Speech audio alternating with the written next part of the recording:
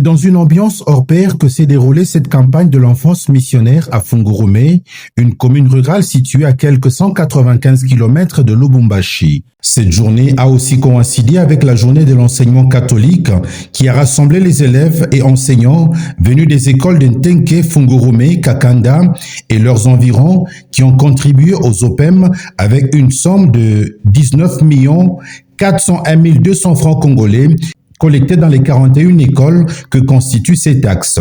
Dans le but de concilier les deux événements, à savoir la journée de l'enseignement catholique et l'enfance missionnaire, M. l'abbé Jean-Claude Fouela a loué le travail héroïque qu'abattent les enseignants avant d'exhorter les tout-petits à être charitables et généreux envers les autres enfants.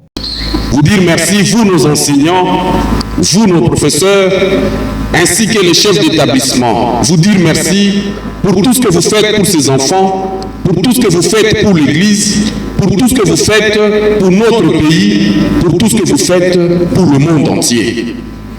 Je sais que le Seigneur vous le revaudra.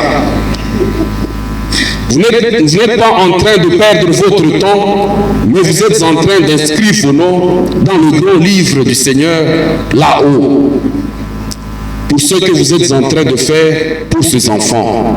D'où ne vous découragez pas, quel que soit le salaire maigre, mais faites votre travail avec amour, faites votre travail avec courage, parce que au-delà du salaire que vous recevez, il y a encore une grande récompense qui vous attend là au ciel, parce que le Seigneur voit tout ce que vous êtes en train d'endurer comme sacrifice et aussi comme difficulté pour faire de ces enfants des hommes et des femmes responsables demain. L'abbé Narcisse Kabamba, coordonnateur des écoles privées et conventionnées catholiques de Fungurumé, a remercié l'archevêque et les directeurs des OPEM pour le travail et l'intérêt qu'ils portent à leur accès. L'œuvre pontificale de la propagation de la foi est née avec cette jeune fille, Pauline Jaricot. Et c'est là en 1822. L'œuvre pontificale de l'enfance missionnaire de la Sainte Enfance, fondée par Monseigneur Charles de Forbin-Janson en 1843. Et il a commencé cette œuvre pour les enfants. Parce qu'il avait foi dans les enfants. Il savait que les enfants peuvent changer le monde. C'est comme ça qu'il a inculqué cet esprit de générosité, de partage dans les chefs des enfants. Ainsi est née la deuxième œuvre, l'œuvre pontificale de l'enfance missionnaire, l'œuvre pontificale de la Sainte Enfance. Le Saint-Père, cette année, il nous donne un thème, une invitation. Les enfants aident les autres enfants avec humilité. Lorsque vous voulez aider votre prochain, vous voulez aider celui qui est en train de crier au secours. Je ne sais pas c'est dans quel pays, je ne sais pas c'est dans quel village, ou peut-être c'est à Goma, ou peut-être c'est en Ukraine.